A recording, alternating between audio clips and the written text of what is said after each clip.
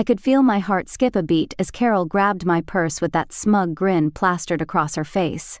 "We'll be using your credit card for this trip," she said, practically beaming as if she'd just struck gold.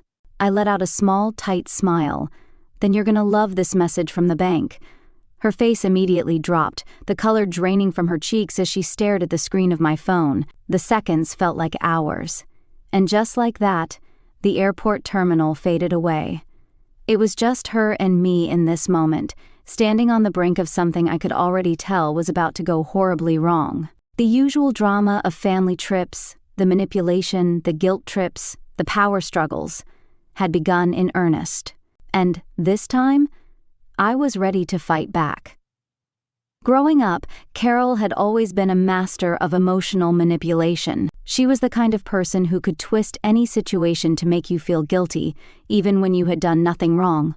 I learned early on that saying no to her was not an option. The guilt would come, first as subtle hints, then as full-blown emotional blackmail. The more I resisted, the more relentless she became, until I was forced to cave in, just to keep the peace. The thing is, I wasn't always this way. As a child, I remember how much I wanted to make my mother proud, to be the daughter she could rely on. But over the years I learned that every time I gave in, it wasn't just about helping her, it was about her getting what she wanted, regardless of how I felt. And that realization was the turning point for me. I'd spent too many years letting her dictate my life, but now, as an adult, I was done being the pawn in her game. Before I share what happened next, the moment that truly set everything in motion and turned the tide of this family drama, I want to connect with you, my amazing viewers. Where are you watching from? Drop your country's flag in the comments below.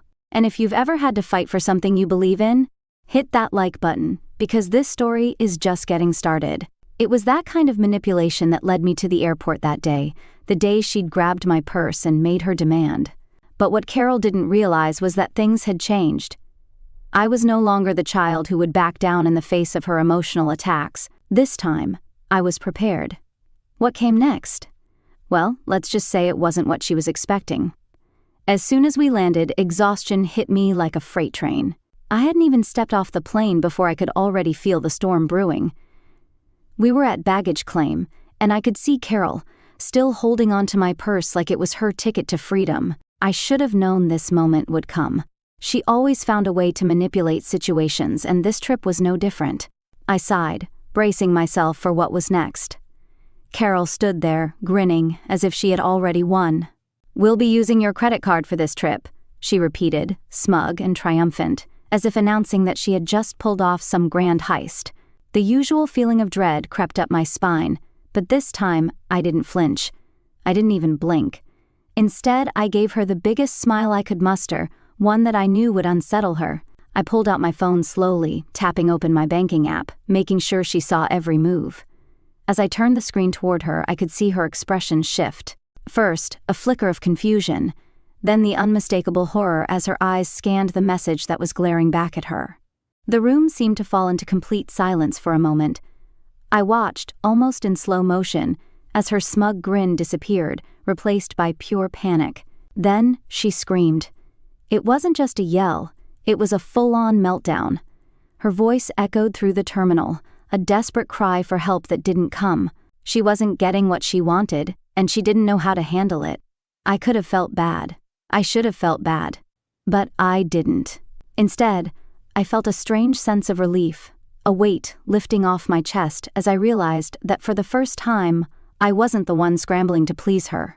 No more guilt trips, no more manipulation, just me, standing my ground. I wanted to savor the moment, but Carol's scream pulled me back to reality. The battle had only just begun, and as much as she tried to regain control, I could see the truth in her eyes. She had underestimated me, and now I was finally ready to fight back. The situation at the airport was just the beginning, but it didn't take long for me to realize that I needed to take drastic action. Carol wasn't going to give up easily, and I knew that if I didn't protect myself now, it would only escalate. I couldn't let her have access to my finances any longer. I had to take control. That night, in the quiet of my hotel room, I spent hours on the phone with my bank. I explained everything, how Carol had been manipulating me for years, how she would stop at nothing to get what she wanted, even if it meant stealing from me.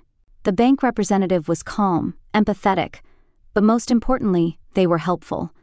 Together, we set up a plan that would make it almost impossible for Carol to touch my money. I locked my credit card to my current location, meaning any charge made outside my area would trigger an alert and require my approval through the banking app.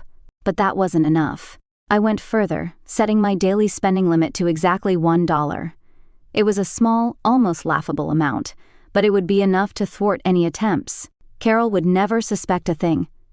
The next day, I felt a strange sense of empowerment. For the first time in years, I wasn't walking into this situation blindly. I had taken control of my finances. I had put up walls that Carol couldn't easily break through, and that gave me a sense of confidence I hadn't felt in a long time.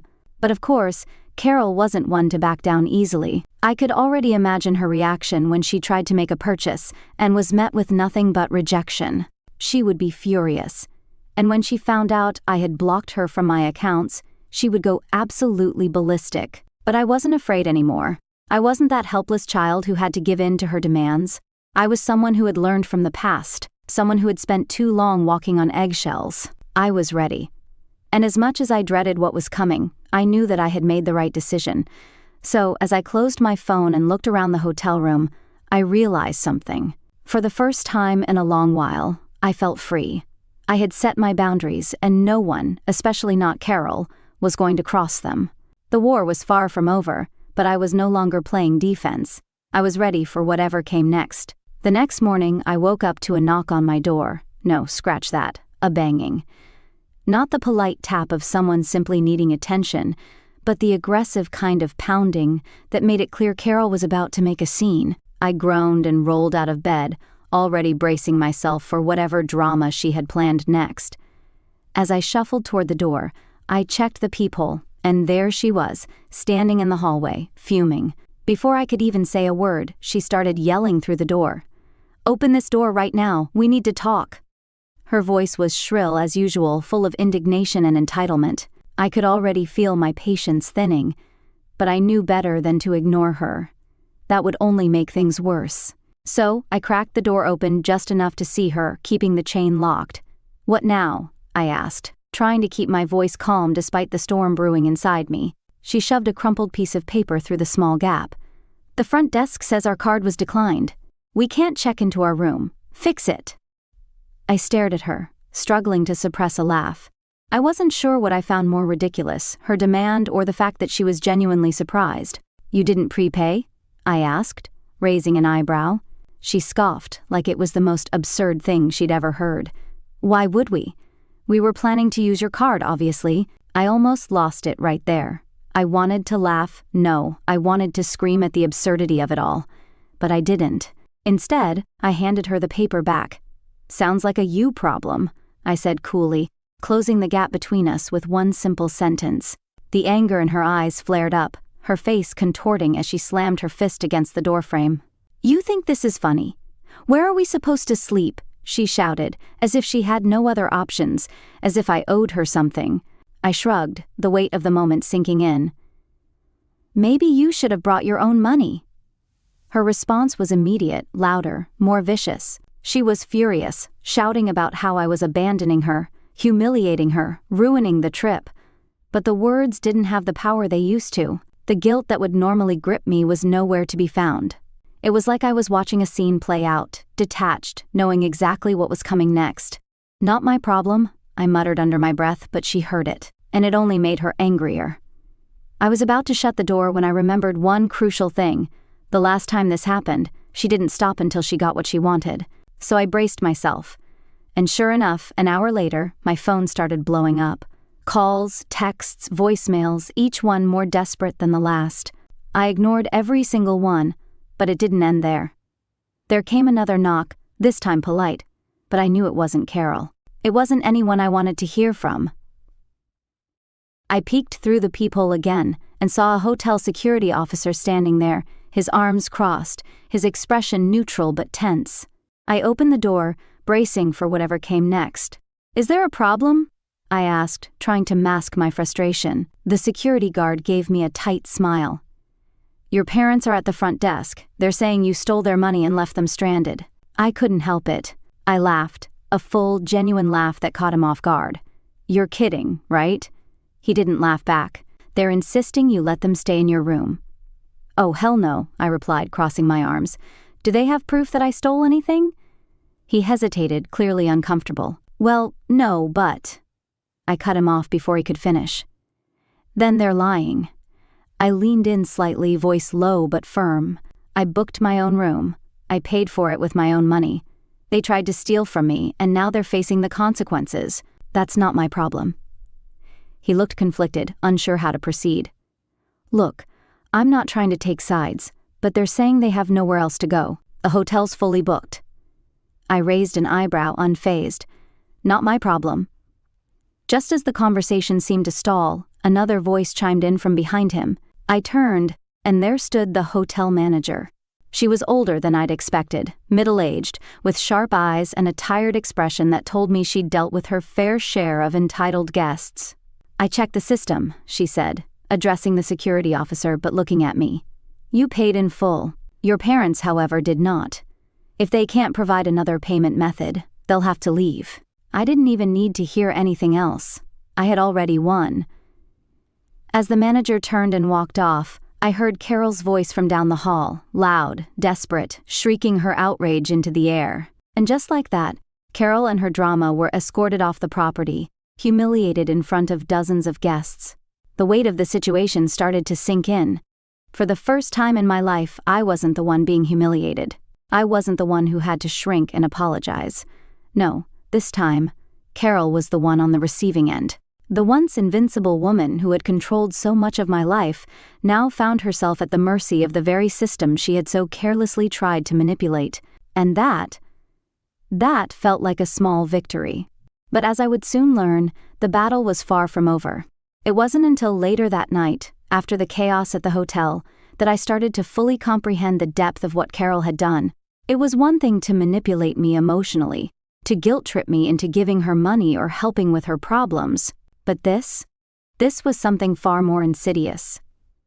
As I sat alone in my room, scrolling through my bank statements, something caught my eye. A series of small, seemingly insignificant withdrawals. Nothing major, just $20 here, $50 there, spaced out over the past few months. But when I added it all up, I realized she had been taking money from me for a long time. I felt sick to my stomach. How had I missed this? I thought back to all the times she'd begged for help, the sob stories, the emergencies that required immediate attention. But I had always believed her. Until now. This wasn't just borrowing, this was stealing. She had found a way to quietly dip into my finances without me even noticing.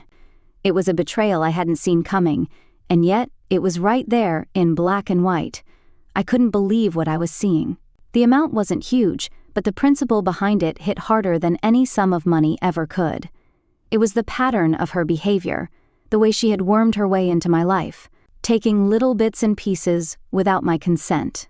Every transaction, no matter how small, was a calculated effort to drain me, to take whatever she could without facing any consequences. I wasn't just angry, I was furious. But there was no time to dwell on the shock.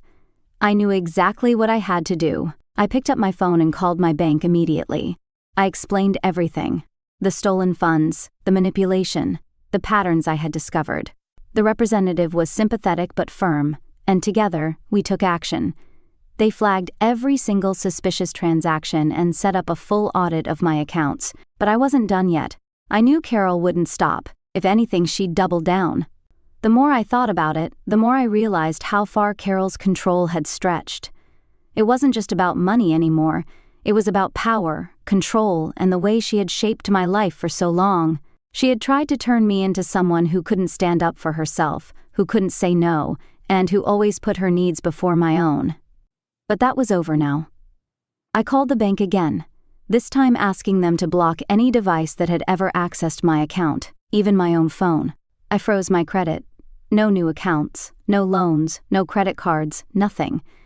Even I wouldn't be able to make a move without layers of security standing between me and any potential threats. It was extreme, but I wasn't taking any chances anymore. I had learned the hard way that when it came to Carol, there were no boundaries. The next step was just as important. I had to make sure she knew I was onto her. I sent her a message, one I knew she wouldn't be able to ignore. Nice try. Hope you enjoy the rest of your trip. The message was simple, but the underlying message was clear. I wasn't playing her game anymore. I wasn't the naive, compliant daughter she could push around. When I didn't get a response, I felt a strange sense of relief. But deep down, I knew this wasn't over. Carol wasn't the type of person to back down so easily. In fact, I was almost certain she'd try something else, something even more desperate. And when she did, I'd be ready.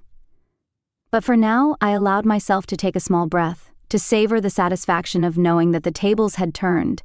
She had thought she could manipulate me for the last time, but she had underestimated me, and soon she would find out just how much. The calm I had felt was short-lived. Just as I was starting to think I had regained control, Carol's desperation began to seep through in ways I hadn't anticipated. The very next day, as I was sipping my coffee in the hotel lobby, my phone buzzed with a notification, an attempted login to my bank account from an unrecognized device. My stomach dropped. I knew exactly what was happening. Carol was trying to break in. The second notification came almost immediately, a request to reset my password. My blood ran cold. She wasn't just desperate anymore. She was going to do whatever it took to regain access to my money. I didn't waste any time.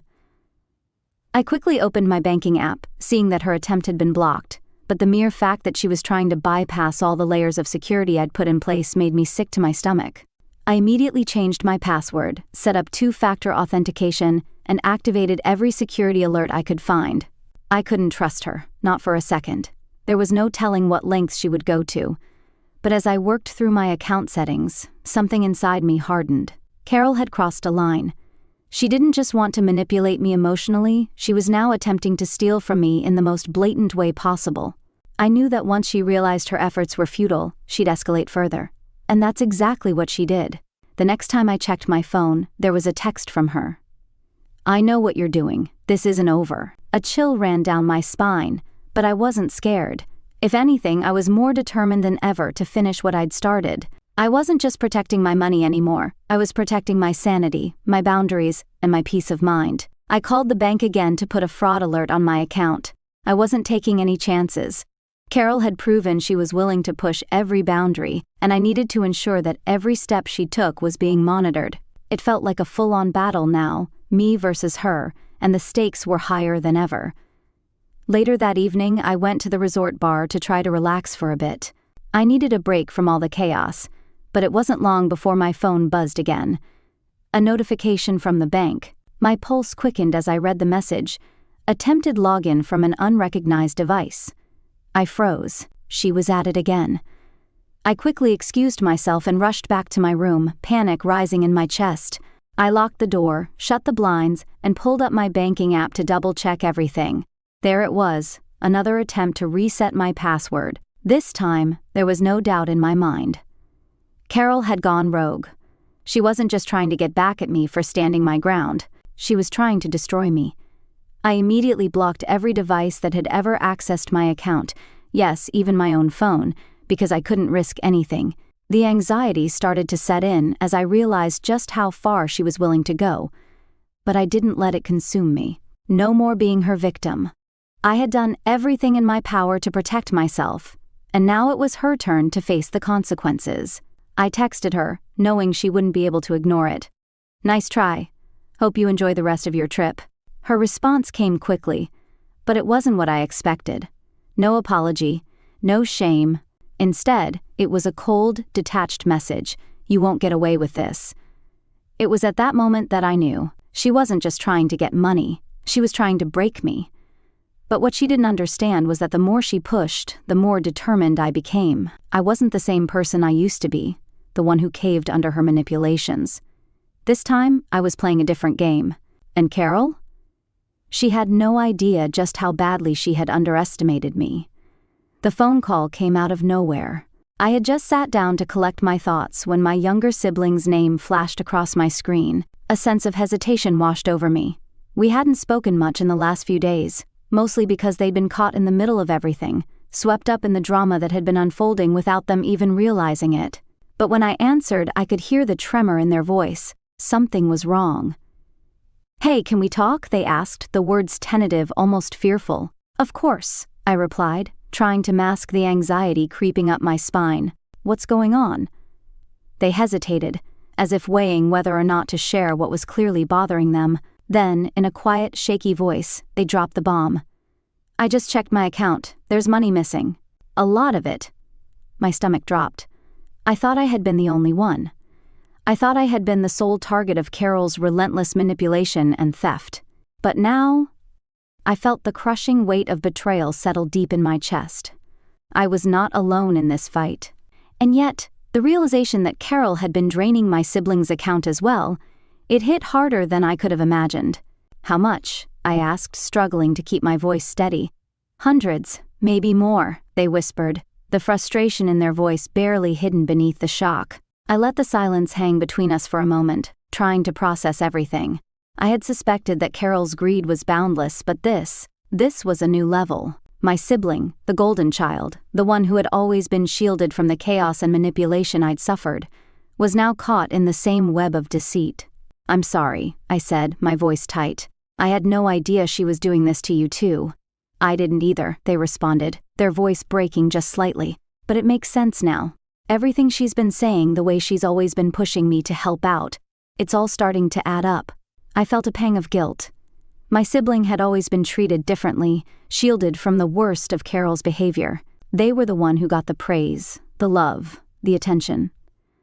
I had spent my entire life fighting for a fraction of that affection. But now, it wasn't just me, it was both of us, caught in the same ugly trap that Carol had set.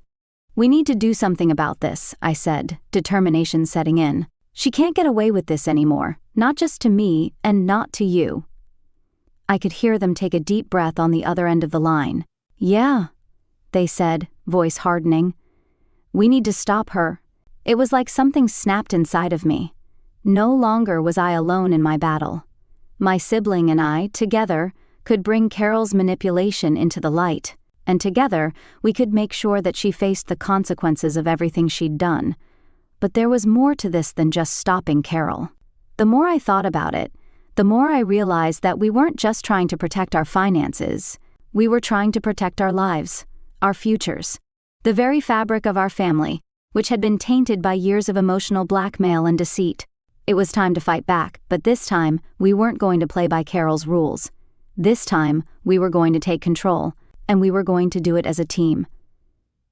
"I've got a plan," I said, my mind racing as I started to put everything together. "But first, I need you to stay quiet about this. Carol doesn't know I know.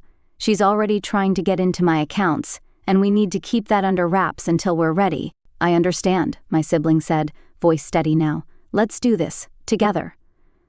It was then, in that moment of shared determination, that I realized just how deep the betrayal went. But it also became crystal clear that together, we were stronger than any manipulation Carol could throw our way. And that was exactly what she was about to find out. We were done playing nice. The moment my sibling confirmed that they'd been stolen from too, something inside me shifted. The anger I had been holding back exploded, and with it came clarity. Carol had been getting away with this for far too long, manipulating and stealing from both of us, all under the guise of family and love. But not anymore. It was time to turn the tables. I spent the next few hours mapping out a plan, carefully considering every move. This wasn't going to be a simple retaliation. No, we weren't just going to get our money back.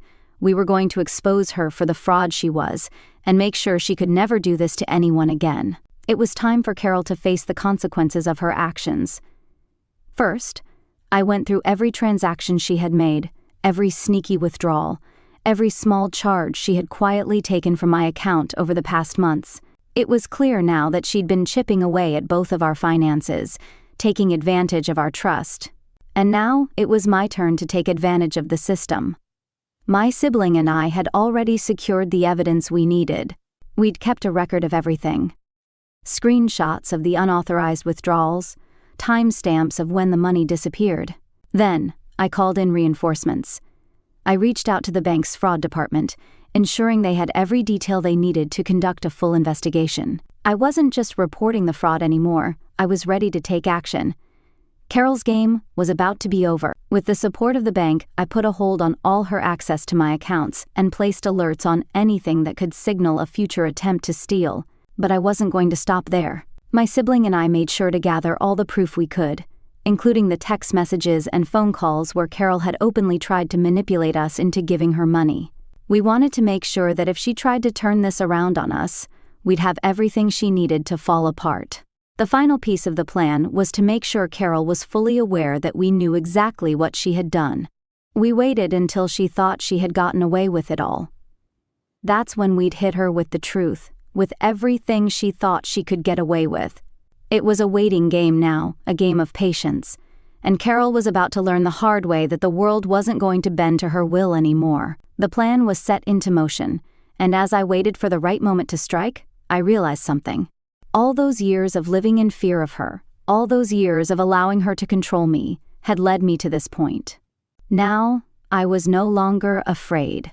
I wasn't worried about losing her, because I realized that what I was really losing was myself when I allowed her to make every decision for me. When the day finally came, we executed the plan flawlessly. I texted Carol letting her know that I had everything she had done, that I was taking legal action and that the bank had already begun its investigation. My sibling followed up with their own messages, showing that they were in on it too. It was like watching a house of cards collapse in real time. Carol, the woman who thought she could control everything, was now desperately trying to explain herself, to twist the story in her favor. But there was no way out. Not this time. She could no longer manipulate the narrative. The next day, the bank called to confirm that their investigation was underway. Carol's credit had been flagged, and the authorities were involved. For the first time in my life, I felt an overwhelming sense of triumph. The game was over, and Carol had lost. She tried to reach out to me, of course. She called, she texted, she even sent emails begging for forgiveness, pleading that this was all a misunderstanding. But I didn't respond. I didn't need to. Her actions spoke louder than any apology ever could. What followed was the slow unraveling of everything Carol had built. Her accounts were frozen. She was forced to pay back every penny she had stolen from me and my sibling, or face even harsher consequences. But even worse for her, her reputation was now tarnished. The truth was out there, and no amount of begging could change that. As for me, I had taken back control of my life. I had broken free from the cycle of manipulation. And my sibling, they were stronger too. Together, we had not only reclaimed our money, but also our dignity. I finally realized that the sweetest revenge wasn't in seeing her pay for what she'd done.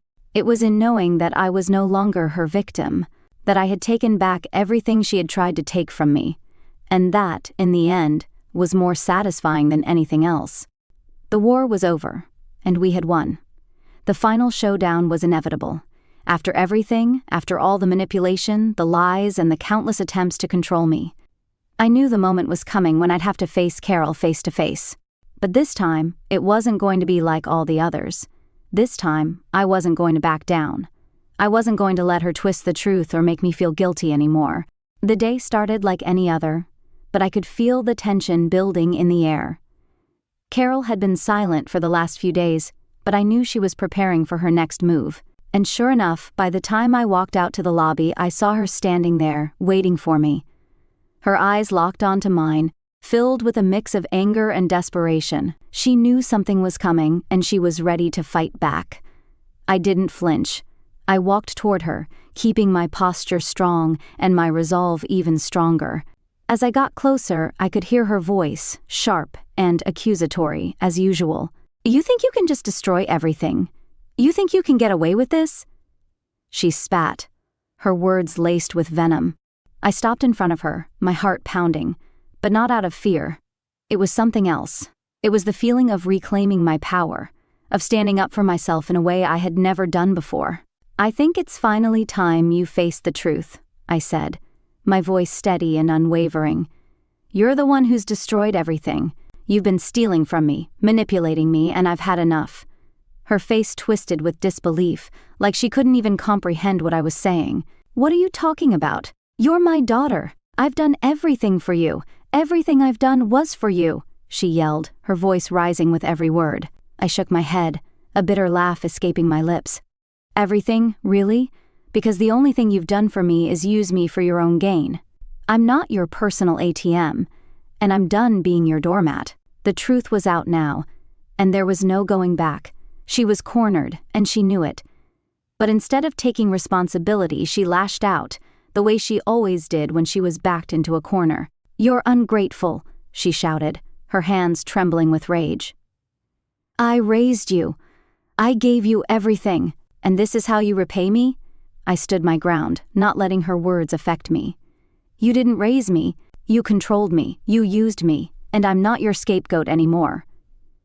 Her eyes flashed with fury, but underneath that anger I saw something else, fear. She realized she was losing control, and for the first time, it was clear to me that she didn't know how to handle it. The woman who had spent years manipulating everyone around her was finally being exposed for who she truly was. "I'm done, Carol," I said, my voice calm but firm. "I'm done letting you control me. I'm done with the lies. The bank is investigating you. The authorities are involved. You're not getting away with this." For a moment she stood there, speechless, as if she couldn't process what I was saying. Then, the mask she had worn for so long began to crack. Her expression shifted from anger to desperation.